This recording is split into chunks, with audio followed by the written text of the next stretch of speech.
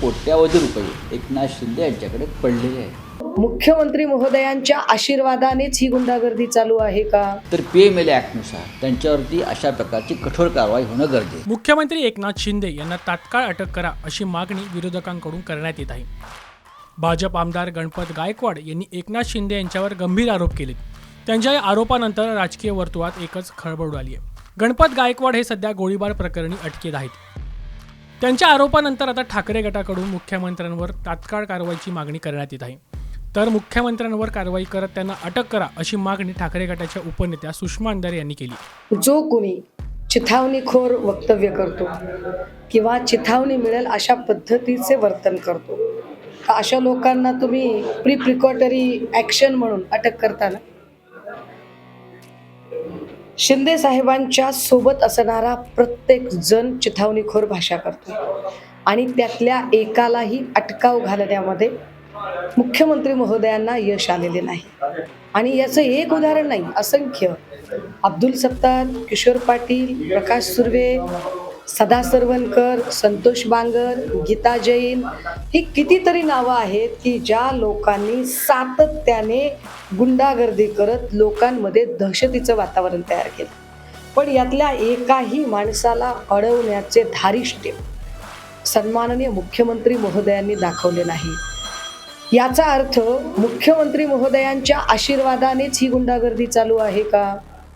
जर मुख्यमंत्री महोदयच अशा पद्धतीने गुंडागर्दीला आणि या दहशतीला खतपाणी घालत असतील, म्हणजे अगदी आपण बघितलं की पुण्यामध्ये सरकार पक्षातले काय ती राणेंची पोरं ती एका गुंडाच्या घरी जाऊन बसतात, सरकार पक्षातल्या दुसऱ्या उपमुख्यमंत्र्यांची पोरं ती दुसऱ्या गुंडाच्या घरी जाऊन बसतात।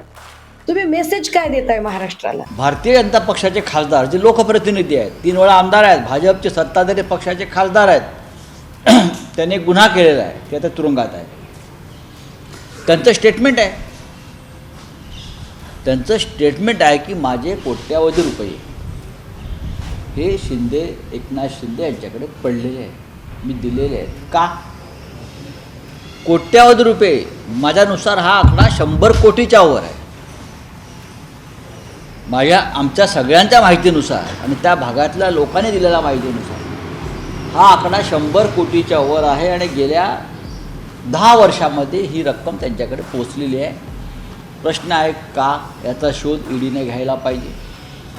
आणि जर हा गुन्हेगारी स्वरूपातून मिळालेला पैसा एकनाथ शिंदे यांच्या ताब्यात असेल, त्याने स्वीकारला असेल, तर PMLA ॲक्टनुसार त्यांच्यावरती अशा प्रकारची कठोर कारवाई होणं गरजेचं आहे। ब्युरो रिपोर्ट, साम TV न्यूज, मुंबई।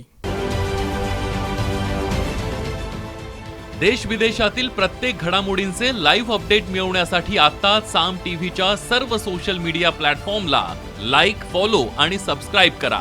तसंच सर्व नोटिफिकेशनसाठी बेल आयकॉन प्रेस करायला विसरू नका।